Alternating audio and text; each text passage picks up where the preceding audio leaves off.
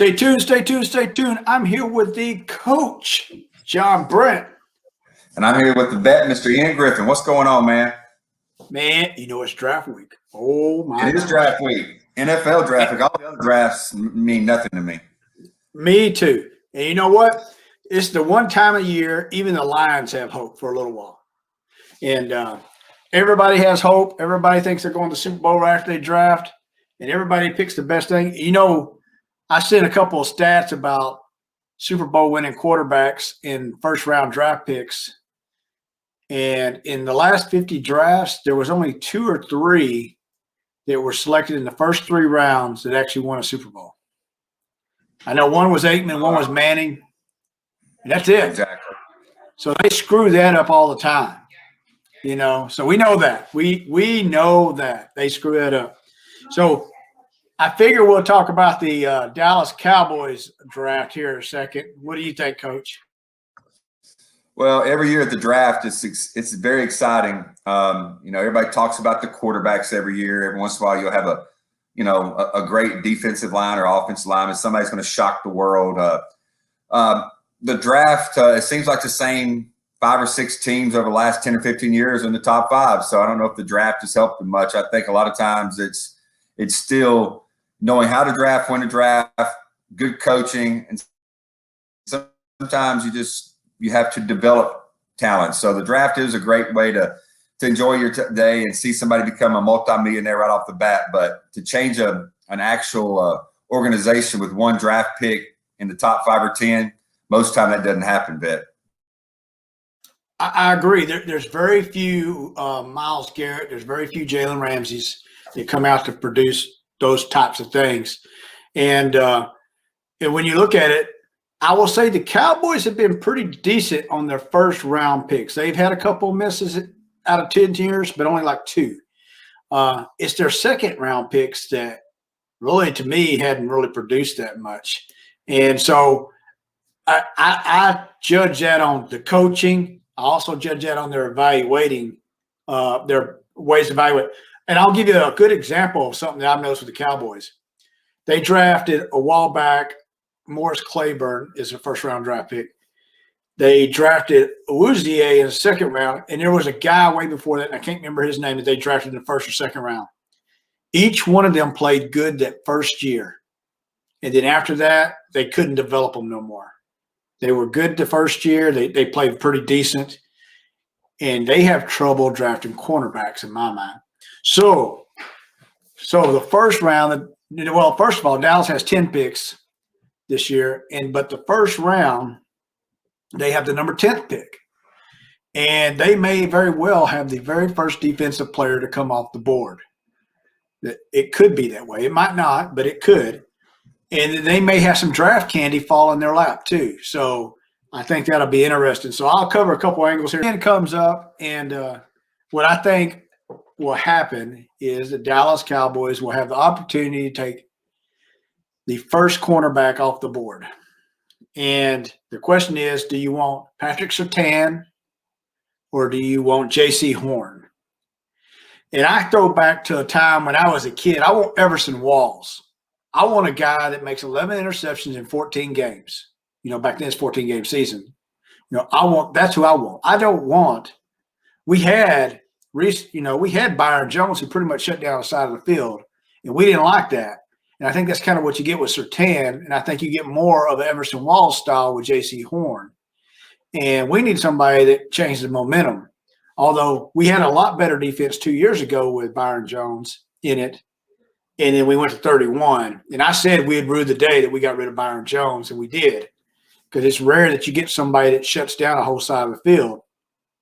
But we didn't capitalize on that, so we need something we can capitalize on, and I want an interception machine is what I want. That's just me. If 10 comes naturally and we get the first cornerback, that's who I want. Well, everybody's going to throw, Surtain out there for 2 reasons. Number one, he's the shutdown guy, and number 2, he's from Alabama.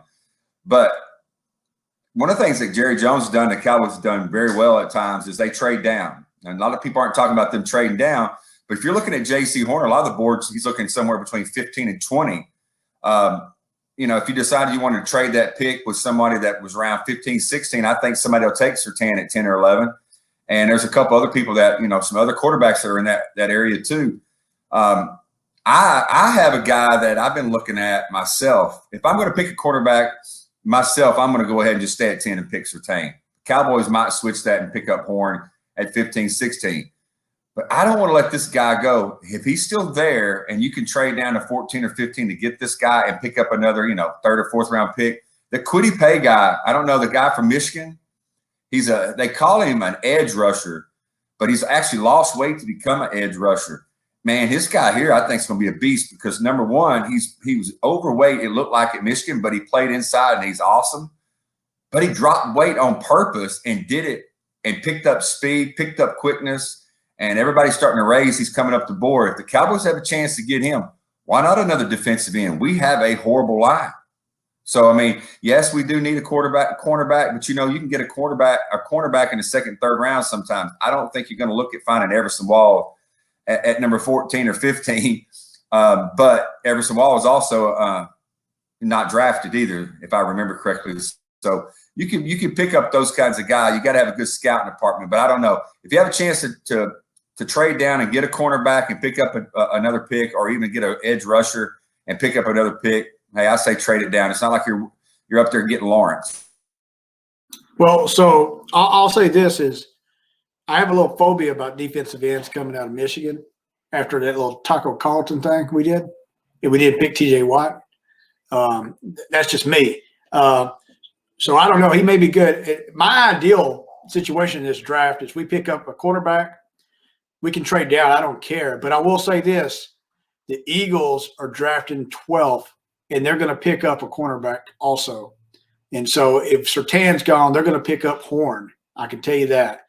Kind of like the wide receiver deal we did last year. But if we could trade back into the first round, and we have 2 number 3 picks, and if we trade back in the first round at the tail end and pick up also, I can't say his name, but the top-rated safety, Morig, that would be phenomenal, is to be able to get a corner and a safety. I tell you what, there's another corner that I'm telling you, I believe he's right there in the top 3 with Surtain and Horn. I think it's Farley out of Virginia Tech. Man, when I watch this guy play a couple of times, this dude is a hunter. He goes after the ball. So don't be surprised when looking at Farley when he comes up somewhere. He's going to be somewhere between 15 and 20, I think. If he falls out of the top 20, dude, somebody's getting a steal with this guy. I'm telling you, Farley might be someone you could trade down and pick up a pick also, or pick a couple take a couple third-round drafts and bust up there and get him. Maybe you get Surtain and a Farley. Maybe you can get, a defensive end and somebody like Farley. But Farley's going to be someone next year I think we're talking about. Yeah, I agree. And I think two areas we have to go into defense. We're 31st. And we sent some things back and forth about quarterbacks not winning big games without that, not being able to keep people under 30 points. And it's just a lot of stress on the offense to expect to produce a touchdown every time they touch the ball. I think another area, though, in our defense that is we can't stop the run up the middle. We just take that thing right up the nose. We give them 5 yards, 6 yards every damn time.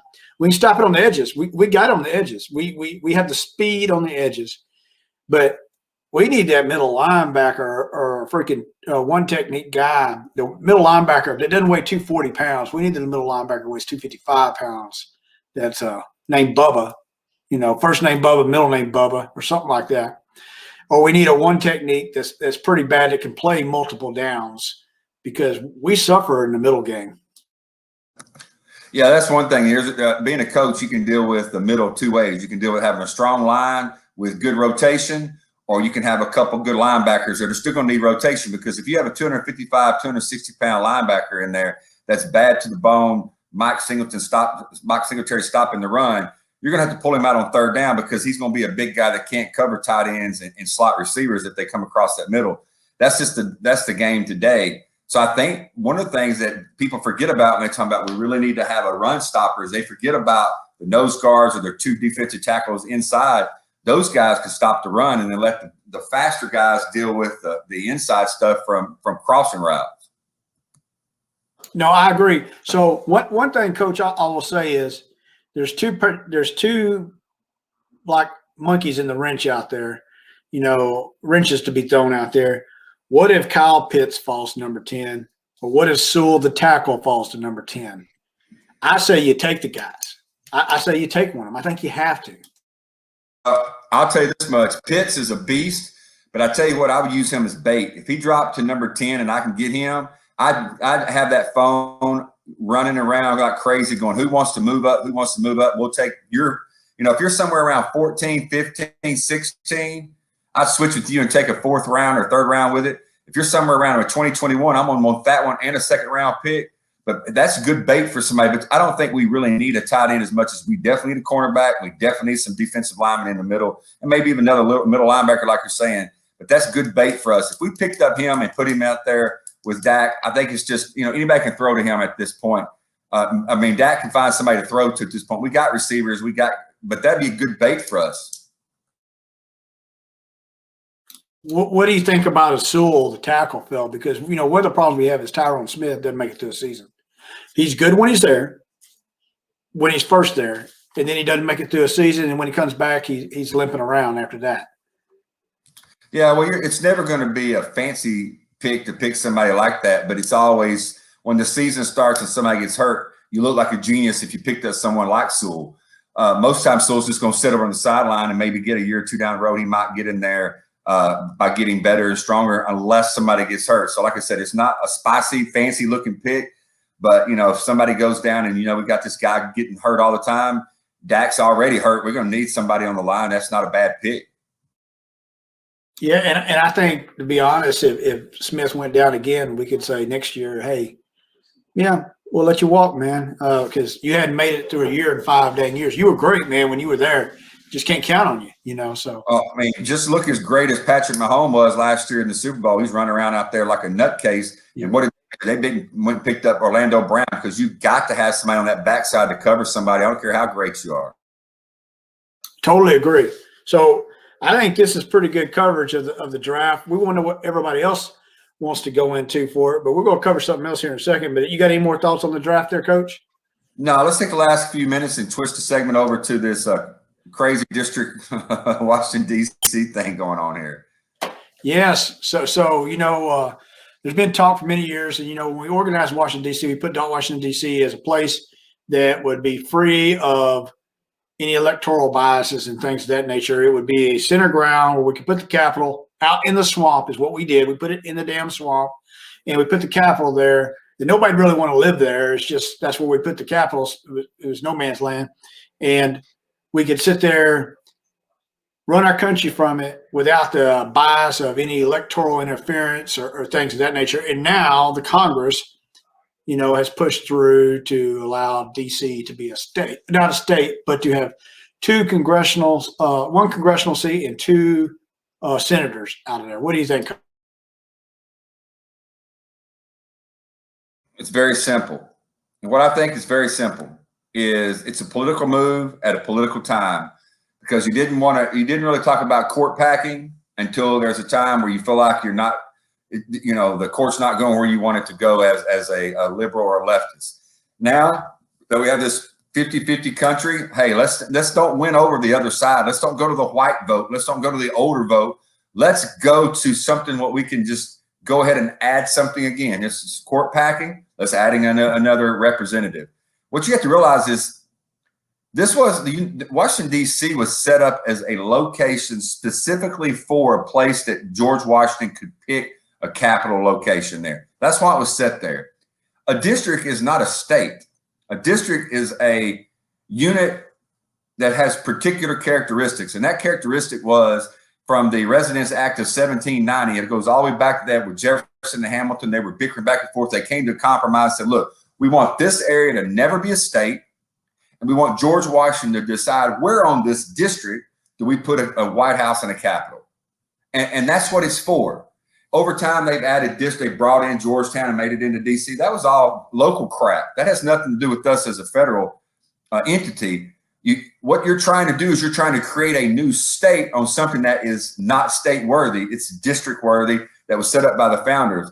And if we allow this to happen, all it is a power grab.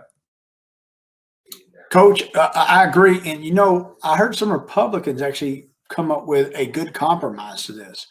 is allow the people that are in the districts that are resident of the district, because they say they have no representation, is to allow Maryland to gain one more congressional seat. You would take a congressional seat out of one of the higher states, which would be New York, California, Texas, or Florida, most likely. And it would probably be New York, to be honest, or California with the people that have left.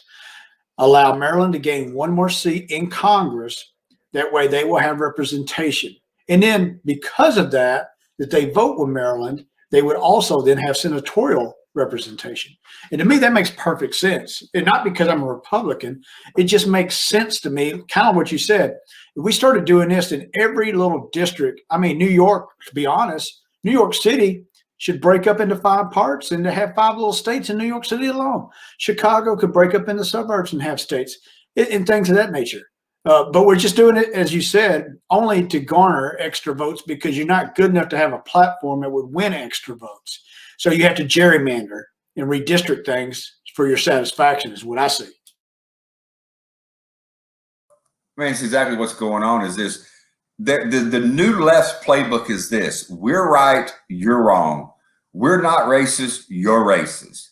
We're not homophobic, you're homophobic. We are the light on the hill and you guys are the devil in disguise. So why should we compromise with you? That's what our founders did, is they compromised. So we're going to one up you. We don't have to compromise with you because you're 49 or 50 people over here and that's 100 in the Senate. We're just going to go ahead and give us 1 or 2 more somewhere else. That's how we win. We don't have to compromise on liberal and conservative judges by every 10 or 15 years. That switches a little bit because of who the president gets to actually nominate. Let's just go ahead and put 4 more on the liberal right now, so we don't compromise the greatness that we are. So 2 things that came out recently about this, because the Democratic Party cannot win something by coming at you straight and telling you honestly how it is. They have to invoke the word racism and equality in there in order to garner some support to get this going. And you're a racist if you don't support. I heard that from a congressman. I'm like, are you freaking kidding me? You're a racist if you do not support the people who chose to live in the District of Columbia instead of in Maryland. They chose to live there where they know that it's federal land. That you're racist if you do not support them becoming able to vote the way the Democrats want you to vote. I want them to vote. Go vote with Maryland. Too easy, man. Let's cut that right off. The second thing is we are not for equal rights in the United States of America if you don't support us. And I cannot believe my Republican brethren would ever be against equal rights, but they definitely are. And it astonishes me. You're like, are you so full of shit? Come on, man. So for the last almost 200 and something years, we've been, none of this is bullcrap. I mean, it's just junk. It's just garbage. It's verbal defecation on a public scale. No. You can't forget this one, Vet. Voter suppression. I heard that yesterday. It's voter suppression because we're suppressing 700,000 people to be represented correctly. So again, the conservatives are doing what they always do. They just suppress votes by have IDs and making people come off the rolls that are dead. And now here we go with this. It's just a normal Republican thing. We're just all bad. We don't want anybody to vote but the white dude living out on a county farm market road. That's it. That's the only person we want to vote. Come on, man, get it right. Yeah, so I think we covered this, but we want to hear everybody else's thoughts on this because this is insane, to be quite honest with you. And I have no problem with everybody voting. I want everybody in America that's over the age of 18 to vote. I just want them to do it legally. I don't want them to do it. Stop that. I just want them to do it legally. That's all I want. That's all I ask. Just do it within the law. That's what we all expect. That's what we were taught when we were 5. Follow the law. Ignorance of the law is not accepted. Things like that.